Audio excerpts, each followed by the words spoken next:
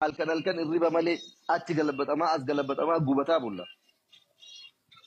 Isin galee gubataa bulla. Wallahi biyya ambaa keessa namni gammachuu qabu hin jiru. Kijiba. Namni tokkichi biyya ambaa keessa an haga gammadu caale haga gaddu caala. Haga kolfu caale haga ayyaaddeewu caala. Isin galee namni biyya ambaa jiru kun kolfa kijibaa kolfaa jiraata. Seequu kijibaa. Isin galee yooma nama bakka konsertii bakka sirbaa nusuufa birrii 500 bitattee diddiimattee addeeffattee footoo kaatee ogaltu kana homa jireenya gammachuu bakka jireenya algaaf algaa sii ta'ee sitti tolee maal jettee baatee galtu namatti fakkaata. No miti kijiba kun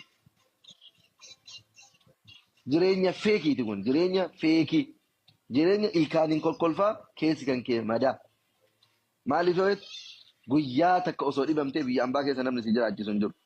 Guyyaa takka osoo birrii dhabdee namni waa si godhu hin jiru. Okay, guyyaa tokko namni si qarqaare umrii kee guutuu namatu si horata.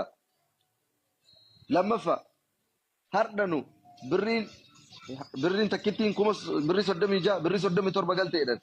Itoophiyaa yoo ati argitu garuu yoo ati birrii kuma takka maatiidhaa ergite maal naa gooti siin jedha maatiin kan kee ammoo maal naa gooti. Birriin kuma 30 maal keessa jirti. Akkuma gaafa ati waggaa 7-8 jirtu si fakkaata jedhan. Obboleessi kan kee biyyaa si dawwalate okay obboleessi. Mee waan wacii godhadhu waa uffataan bitadhu siin jedha. Birrii kuma 10 ergitaaf maal taate habiibi surreen takkittiin birrii kuma 7 siin jedha. Sigalee warra maatii kee biyya qarqaartee galatan argattu. Asit dalagdee bu'aan argattu.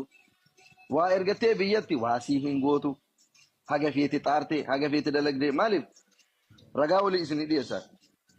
Birrii baran ati dalagduun mana sii bituu hin dandeettu.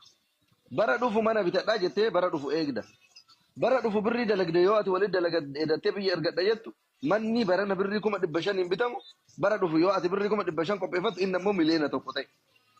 Bakka inshallah akkuma ta'u ta'ee bara itti aanu bitadhaa jettu. Bara itti aanu akka taatu taatee miliyoona tokkotti qopheeffattu birrii miliyoona 2 ta'e. Bakka inshallah amma umriin keelleen irraa deeme biyya ambaati gubadhe waggaa 5 fixe bakka. Wakkuma godhu godhee bara itti aanu birrii miliyoona 2 guuttadhe miliyoona 2 bitadha jettu. Yoo ati dafqa kee jissitee gubattee dhakam muutee muka buutee biratti daartee biratti daalachooftee biratti rakkattee hin nyaadhottee hin dhugattee hin uffadhottee waa meeqatti taatee birrii miliyoona 2 qopheeffattee mana bitadha jettu birrii miliyoona 4 ta'e siin jedhan. Akkamitti hin gubanne namni biyya ambaa keessa jiru? Akkamitti hin yaaddu? Namni ammoo biyya maal godhatte siin jedhan mee maal godhatte? Maal qabda? Maal ijaaratte? Eessaan gahatte? Eessaa mana qabda? Maal godhatte? Jiruun biyya ormaa gubaa malee, gadda malee, yaaddoo malee tirfiin isaa kan biraa hin jiru. Abbaan feete biyya feete yoo jiraatu. Biyyoonni gurguddatan mirga sii kennan. Mirga jechuun seera sii kennan. Bitaan garuu waan ati dalagde hunda xuruuranii si harkaa fudhatan. Mirga sii kennan mirgi maqaa.